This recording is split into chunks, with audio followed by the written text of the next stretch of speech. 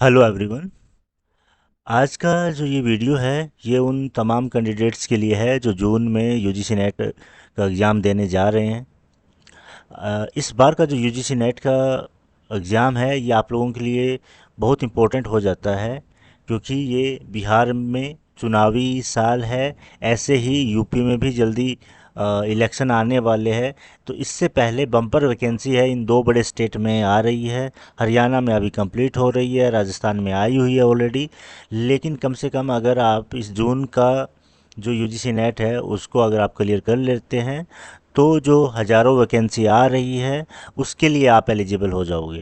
क्योंकि अभी तक इन दोनों स्टेट में, यूपी बिहार की जो बड़े मेजर स्टेट है उनकी हम बात कर रहे हैं, उनमें वैकेंसी नहीं आई है। मोस्ट प्रोबेबली वो जुलाई के एंड तक या अगस्त में वैकेंसी आ सकती है, और तब तक यूजीसी नेट का आजकल जल्दी रिजल्ट आ जाता है, तो आप उस उन फॉर्म को फिल कर सकते हैं।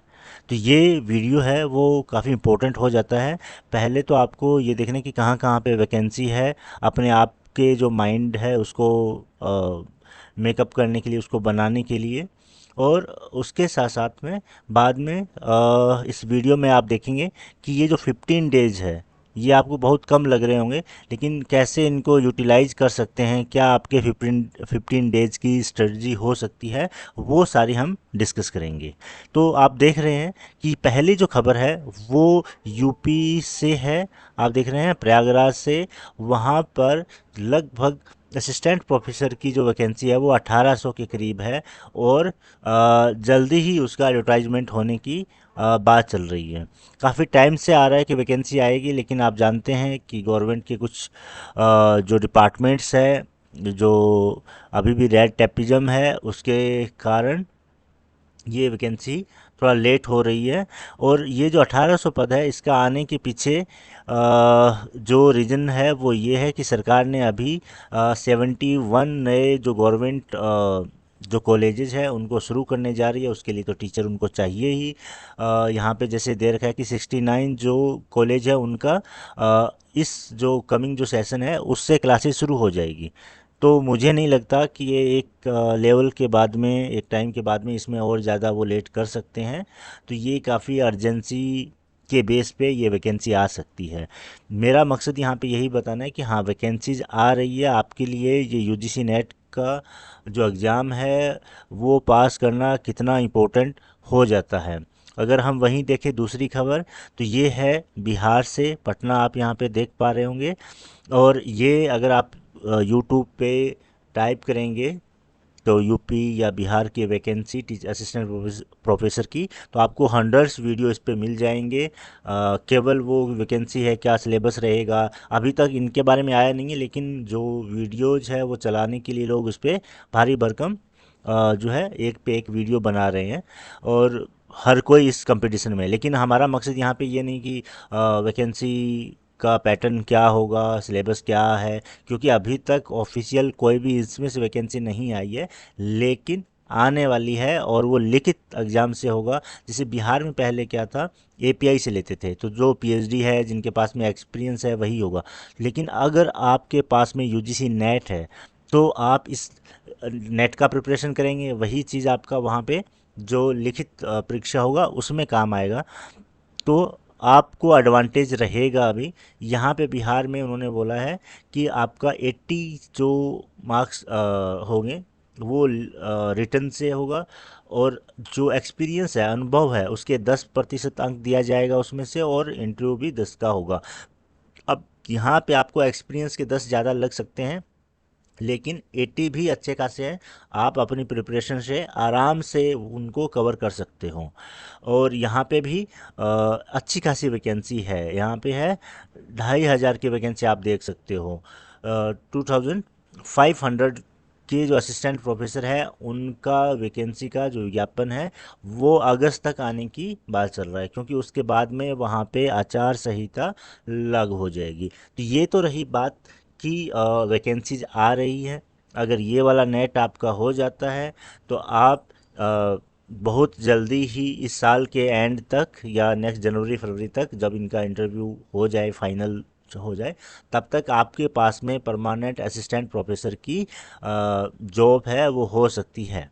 ठीक है, तो इसलिए इस नेट को आपको बहुत ही सीरियसली लेना है। अब सवाल आ रहा है कि कैसे, अगर आप पैनिक कर रहे हैं, कुछ कन्फ्यूजन हो रहा है, तो आप कैसे इसको अप्रोच कर सकते हैं, ये चीज़ है वो समझने वाली है। तो आपके पास मोटा मोटी 15 डेज है, वो अभी बच रहे हैं।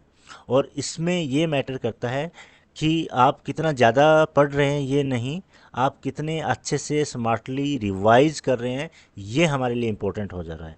तो जितना हो सके आप रिवीजन पे रिवीजन चीज़ों को करिए, जो लगातार आने वाले क्वेश्चंस है, जहाँ पे आपको डाउट होता है उनकी आप लिस्ट बनाइए, रिवीजन करिए। इस रिवीजन के लिए और आपको यूजीसी नेट का जो एग्ज़ाम है उसको अटैम्प्ट करने के लिए ये ज़रूरी है कि पहले आप अपने आप में विश्वास रखिए। मैं बहुत सारे ऐसे कैंडिडेट से बात की है, उनको देख रहा हूँ, उन्होंने गिव अप कर दिया कि नहीं नहीं, अब दिसंबर वाला हम जो है वो एग्ज़ाम देंगे, इसमें इतना कम टाइम है, इस बार तो ये एग्ज़ाम थे, इस बार तो ये हो गया। तो कोई न कोई हमारे पास ऐसे एक्सक्यूज़ है, और हम एकेडमिक में हैं तो कुछ न कुछ हमारे पास काम रहेगा, बिजी हम हमेशा रहेंगे। तो ये आपको अपना जो 15 डेज का है उसको मान के चल रहे हैं कि अच्छा ये बहुत है। लोग जो 3 महीने में करते हैं, मैं उसको 15 दिन में भी कर सकता हूँ या कर सकती हूँ। कैसे आप स्मार्टली सिलेबस को कंप्लीट करते हैं, कौन कौन से आप जो इम्पोर्टेंट टॉपिक है आप उनको, आपको जो कवर करना है, आपको यहाँ पे 100 जो है क्वेश्चंस वो सही नहीं करना है, आपको यहाँ पे 80 का टारगेट बना के चलना है। अगर आपका 80 भी सही हो जाएगा तब भी आपका नेट हो जाएगा। 80 का टारगेट करोगे तो 70-75 तक भी आएगा तो आपका नेट हो जाएगा। तो ये नहीं है कि आपको ईच एंड एवरी जो सिलेबस का कॉर्नर है उसको छान मारना है, आपको स्मार्टली अपने सिलेबस को पूरा करना है। और उसमें से कैसे पूरा करना है वो हम आगे देख सकते हैं। एक, आप जो प्रैक्टिस करिए ज़्यादा से ज़्यादा पी वाई क्यू को। आजकल एक ट्रेंड चल गया है कि यूट्यूब पे वीडियो डाल दे रहे हैं पी वाई क्यू का। अब वो थीम वाइज हो सकता है, वो ईयर वाइज हो सकते हैं, लेकिन आप खुद देखिए कि अगर आपको 50 क्वेश्चंस करना है, जिसमें से आपको 25-30 पहले से आ रहे हैं, और आप उस वीडियो को सुन रहे हैं, देख रहे हैं, उसमें आप 40 मिनट्स लगा रहे हैं, इससे अच्छा आप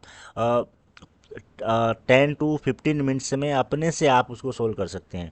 तो मैं सजेस्ट करूँगा कि आप कम से कम पी वाई क्यू का जो है वो एक हार्ड कॉपी रखिए। बुक आ रही है बहुत सारे जो पब्लिकेशन है उनका, वो आंसर के साथ दे देते हैं, एक्सप्लेनेशन की आपको ज़रूरत नहीं है। बस आप आंसर देखिए, उस पे आप अपना जो उनको पेन और पेपर जो जैसे होता है हमारे पास, तो उसको आप नोट कर सकते हैं, आप लिख सकते हैं, उसको बाद में फिर से आप देख सकते हैं। वीडियो को तो एक बार देखा फिर वो चला गया, या उसके साथ में नोट्स बनाई तो बहुत ज़्यादा टाइम आपको लगेगा। वीडियो में केवल वही देखें जो आपके पास में अवेलेबल नहीं है। जैसे लेटेस्ट अगर 1 या 2 पेपर नहीं है तो आपने वो देख लिए। इसके साथ साथ में आप देखिए कि क्या ट्रेंड चल रहा है, दूसरी जगह कहाँ से आ रहा है। एचपीएससी का एग्ज़ाम अभी हुआ था, हरियाणा पब्लिक जो सर्विस कमीशन की ओर से असिस्टेंट प्रोफेसर का। एमपीपीएससी का भी हुआ है, यूपी का हुआ है, पीजीटी हुए है हरियाणा का और दूसरी जगह का। तो उनको आप देख सकते हैं, उनके क्वेश्चन है उसको रिपीट जो है ना वो रिपीट होते रहते हैं। तो आपको इसको एक समझना बहुत ज़रूरी है कि एक पैटर्न है, इनको वहीं से उठाते हैं। फॉर एग्जांपल एचपीएससी का जो अभी एग्ज़ाम हुआ हिस्ट्री का, वो 2016 का छत्तीसगढ़ के असिस्टेंट प्रोफेसर का एग्ज़ाम था। उससे उन्होंने हूबहू जो 23 क्वेश्चंस है, 23, वो उठा रखे थे। अब आप देख सकते हैं, और यूजीसी नेट से भी ऐसे एग्जामों में उठाए जाते हैं। ऐसे एग्ज़ाम के जो क्वेश्चंस है वो यूजीसी नेट में आ जाते हैं। तो बनाने वाला क्वेश्चंस, जो बनाने वाला है एमसीक्यू, वो भी कोई ना कोई इंसान है। अब वो कितना अपना एफर्ट्स लगाएगा क्रिएटिव क्वेश्चंस बनाने में। कुछ क्वेश्चंस अच्छे हैं, कुछ अच्छे बनाते हैं, लेकिन हमने ये भी देखा है कि रिपीट बहुत होते हैं।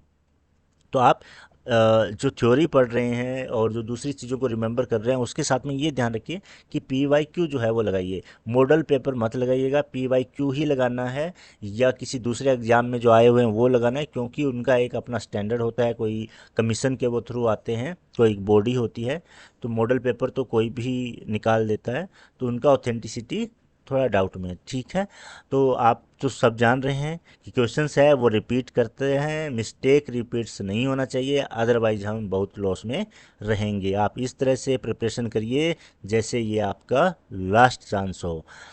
अब एक और इम्पोर्टेंट आपको चीज़ जो करना है PYQ के अलावा, वो है एक ऐसा लिस्ट बनाइए, कुछ पेज बनाइए जिनको आप कैरी कर सकते हैं जब भी आप कुछ दूसरे काम कर रहे हैं, कहीं जा रहे हैं, खाना पीना आप खा रहे हैं। तो जो स्टैंडर्ड बुक्स है जो जिससे बार बार आता है, जिनका क्रोनोलॉजी आता है, तो वो आपने जैसे वेस्टर्न पॉलिटिकल थिंकर का एक दो थिंकर लिया, उसका एक दो पेज पे आपने लिख लिया, उसको आप आते जाते बार बार रिवाइज कर रहे हैं। जैसे कोल्ड वॉर से बहुत क्वेश्चंस आते हैं, उनके ट्रीटी है, जो NPT है, उसके बाद की जो ईयर वाइज आती है, या कोल्ड वॉर की इवेंट्स है, जैसे बर्लिन का, जो बर्लिन को डिवाइड करना, या जब कोल्ड वॉर एंड हो रहा था तो उसके क्या थी, बर्लिन की जो दीवार है उसको गिराया गया, फिर गोर्बाचेव की जो पॉलिसीज थी, है ना। ये जो ऐसी क्रोनोलॉजी में जो चीज़ें आती है, उनको आप स्मार्टली आपको याद करना है, और उनसे बार बार आ जाता है। आप देखोगे कि साल्ट है, स्टार्ट है,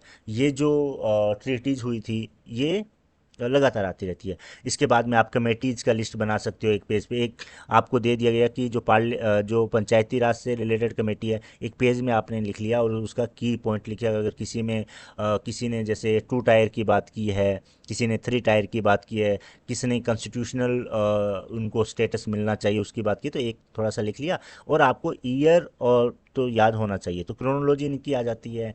ऐसे ही आपने एक लिस्ट बना लिया स्टेट और सेंटर के रिलेशन पे, तो उनकी कमेटीज लिख ली। आपने ऑर्गेनाइजेशन ले लिया, जैसे नाम से नॉन अलाइनमेंट मूवमेंट से बहुत सबमिट आते रहते हैं, तो आपने एक लिस्ट बनाया एक पेज में, सारे सबमिट है उनका, आपने क्रोनोलॉजी याद कर लिया। या आपको कुछ डेट्स याद करना है, जो कि इवेंट जो कोल्ड वार का था वैसे ही, तो आपने कोई ऑर्गेनाइजेशंस बने हैं उनकी डेट याद करना है, तो उनको आपने रख लिया। क्योंकि आजकल आपने देखा होगा कि थोड़ा ट्रिकी बनाने के लिए बहुत ही ये डेट्स है, सबमिट्स है, कमेटियां हैं, इनका मैचिंग वाले क्वेश्चंस बहुत आते हैं और बहुत टफ कर देते हैं। तो ये जो है, आप कुछ कुछ ऐसे टारगेट करके चलोगे तो नो डाउट आपको एग्ज़ाम में बहुत फ़ायदा होगा। जैसे अभी फ्री न्यूक्लियर जोन है, ये 4-5 ही जोन है, लेकिन इनसे लगातार आ जाता है और हम फिर कंफ्यूज हो जाते हैं और वो फिर गलत हो जाता है। ठीक है, तो छोटी छोटी लिस्ट बनाइए आप अपनी डायरी में या जैसे भी बनाना चाहें, और अपनी मेमोरी को आप तेज़ करिए। ठीक है, अब इसके साथ में आपके पास कम टाइम है, इसमें आप क्या कर सकते हैं, तो आप, कई बार होता है हमारा कि हम एक से एक नया नया मटेरियल पढ़ते जाते हैं, नई नई बुक्स, तो उसको आप स्टॉप करना है। ये उतना हमें नहीं पढ़ना है, जितना हमारे पास है उसको रिटेन करना है। हमें पता है कि हमने सिंथिया एनलॉय के बारे में पढ़ लिया है, हमने जो क्रिटिकल थ्योरी आई यार उसके बारे में पढ़ लिया, लेकिन हमसे अगर कोई पूछे तो फिर हम भूल जा रहे हैं कि उसमें जो थिंकर्स है वो कौन है, उनकी बुक्स का नाम क्या है। वो कंफ्यूज नहीं होना, जितना हमारे पास है वो हमारे मेमोरी में एकदम से आना चाहिए। तो इसलिए नए टॉपिक के पीछे अब नहीं भागना है, कोई फ़ायदा नहीं है। जितना हमारे पास है और हम ऑलरेडी जान रहे हैं कि कहाँ से क्वेश्चंस आते हैं, तो उसको हमें जो है वो पढ़ना है, बार बार पढ़ना है उनको, और उसको डीपली अंडरस्टैंड करना है। अगर उससे रिलेटेड आता है तो हमारा गलत है। जैसे फॉर एग्जांपल फेमिनिज्म है, फेमिनिज्म से हर बार बुक आ जा रही है, फिर भी हम कहीं ना कहीं गलत कर दे रहे हैं, तो ये हमारे रिवीजन, लेक ऑफ रिवीजन की वजह से हो रहा है। इसके बाद में है, जितना भी हमें है वो टारगेट करके पढ़ना है। ऐसे नहीं कि हम रैंडम पढ़ते हुए जा रहे हैं, हमें एक पैटर्न को पकड़ना पड़ेगा, जो जिसको हम बोल सकते हैं ना कि हिस्ट्री ऑफ रिपीटेड क्वेश्चंस है, जो मोस्ट एक्सपेक्टेड टॉपिक्स है, उनको आपको एक लिस्ट बनाना है। मैं जो नेक्स्ट वीडियो में तो लेके आऊँगा ही, लेकिन आप अपने लेवल पे इतने जो PYQ सोल्व किया, इससे आपको पता चल गया होगा कि हाँ, लगातार जो है वो यहाँ से क्वेश्चंस आ रहा है। कोई न कोई एक क्वेश्चंस है जो शेड्यूल से पूछा जा रहा है, या फंडामेंटल राइट और डायरेक्टिव प्रिंसिपल से आ रहा है, या जो केसेज है केशवानंद भारती, गोलकनाथ, शंकरी प्रसाद, इनसे आ रहा है। तो क्यों ना आप एक छोटा सा उसका लिस्ट बना लें और अपने पास रखें। 2-4 बार आप देखोगे तो आपका वो हो जाएगा, और आपको ज़्यादा टाइम नहीं देना है, हार्डली उसको 5-10 मिनट भी देखोगे तो आपका पूरा वो रिवीजन हो जाएगा, क्योंकि आप बार बार उसको कर रहे हैं। इसलिए आपको केवल पढ़ना ही नहीं है, वो चीज़ पढ़ना है जो मैटर करता है हमारे लिए। अब आपको ज़्यादा कॉन्सेप्चुअल थ्योरी के कहानी में चले जाओगे, उससे नहीं, आपको टू द पॉइंट रहना है। और अंत में मेरी ओर से यही है आपको, कि आप अगर अनुशासन बनाइए इन 15 दिन में, वो आपके आने वाले पूरे लाइफ को चेंज कर देगा, क्योंकि वो नेट हो जाएगा, नेट से आपका असिस्टेंट प्रोफेसर जॉब भी हो जाएगी। और ठीक है, तो आप अपने आप पे फोकस करिए, विश्वास करिए और रिवाइज करिए स्मार्टली। और जल्दी ही फिर नेक्स्ट वीडियो में एक और ले आता हूँ इस पे, जो यूनिट वाइज जो हॉट टॉपिक्स है पॉलिटिकल साइंस के, वो आपके साथ में मैं डिस्कस करूँगा। ये वीडियो लंबा हो जाता और वो इतना यूज़फुल नहीं होता दूसरों के लिए, तो इसलिए इसमें नहीं लाया हूँ। आप सबसे रिक्वेस्ट है, अगर आपको ये जो अप्रोच है वो सही लगी, तो मेरे साथ आप टेलीग्राम को ज्वाइन कर लीजिए और यूट्यूब को सब्सक्राइब कर लीजिए। आगे भी ऐसे जो वीडियो है वो आपके साथ मैं शेयर करता रहूँगा। टेलीग्राम पे रहोगे तो आपकी जो भी क्वेरीज होगा, जो भी क्वेश्चंस होगा, या कोई किसी टॉपिक पे आपको मटेरियल नहीं मिल रहा है, या आपको डाउट सेशन लेना है, जो भी कंसर्न होगा पॉलिटिकल साइंस से रिलेटेड, वो आप मेरे साथ वहाँ पे शेयर कर सकते हैं। इसके साथ साथ में आपकी सूचना के लिए, जो स्टूडेंट्स यूजीसी नेट का प्रिपरेशन कर रहे हैं, वो भी किसी भी तरह का एक अगर अपना टॉपिक बताएं कि जहाँ पे उनको कन्फ्यूजन है, तो उनके लिए गूगल मीट पे भी क्लास हम ले सकते हैं, पहले से भी ले रहे हैं। तो आप सबसे ये रिक्वेस्ट है कि आप प्लीज़ यूट्यूब को सब्सक्राइब कर लीजिए और टेलीग्राम पे आप ज़रूर जुड़िए, जहाँ पे हम आपस में कम्युनिकेट कर पाएँ।